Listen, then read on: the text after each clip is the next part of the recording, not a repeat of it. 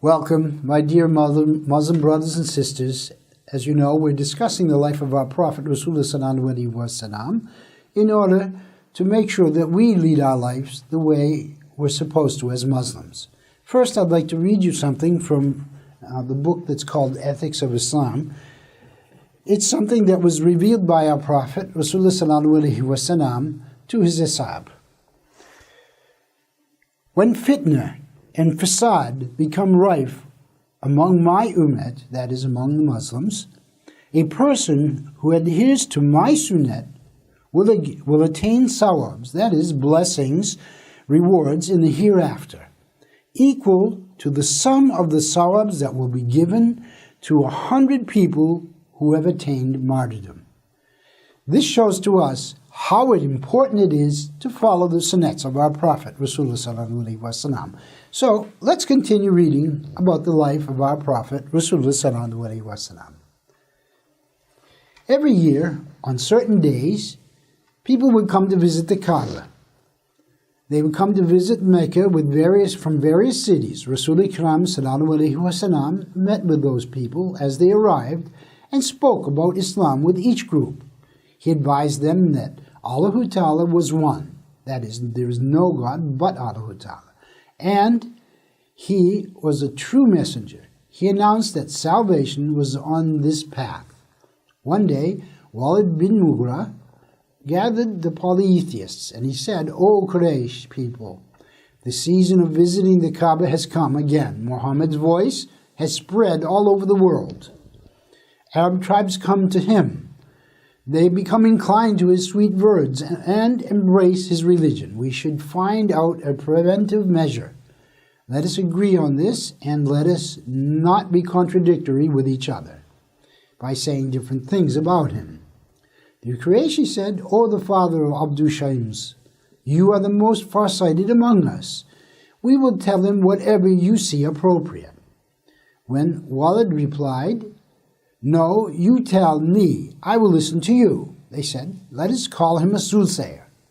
Walid refused immediately. "No, I swear that he is not a soothsayer. We have seen many soothsayers. They say the right and the wrong without hesitation. The recitations of Muhammad are not like the ones which were made up by soothsayers. Furthermore, we have not heard a lie from Muhammad so far. If we say this, no one will believe us." This time they said, "Let us call him insane." Walid opposed this again, saying, "No, I swear that he is not insane or crazy. We know well and understand the signs of insanity. He does not have the feeling of drowning, trembling, or baseless fears. If we say this, they will refute us." The Qurayshîs said, "Let us call him a poet." Walid rejected again. "He is not a poet either. We know each kind of poem very well. His reciting is not like any of them." This time they said, "Let us call him a magician." Walid said, "He is not a magician either. We have seen magicians and their magic. There is no sign of magic in his words. Muhammad's words are victorious over the entire world.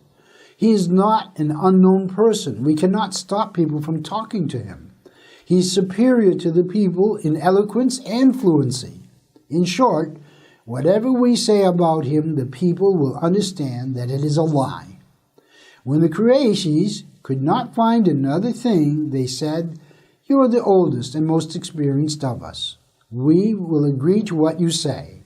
Upon this, Walîd bin Mugîra thought for a while. Then he invoked the people around him by saying, "The best is to let us call him a magician, a sorcerer. This is the most reasonable choice, because with his words he is separating people from their own nation, and he is putting distance between brothers and friends." The Qurayshîs dispersed immediately, and they said to the people in Mecca, "Muhammad is a magician." They spread this word among the people. When tribes started to come to visit the Kâ'ba, there was no one left that had not heard about the warning against speaking with our master, the Prophet. Due to these acts of the polytheists, Islam was announced within all Arabian states, developing great doubt in their minds regarding idols. Allahu Ta'ala sent verses informing that he will bitterly torment the disbeliever named Walîd bin Mugîra, Mudathir. Surah, from its 11th ayat Kâ'ba, it reports, "O my Rasûl, leave it to me to deal and punish the creatures." A disbeliever like Walîd bin Mugîra, who was born without abundance, whom I created alone. I am enough to avenge him. I create that unbeliever. I granted him properties in abundance.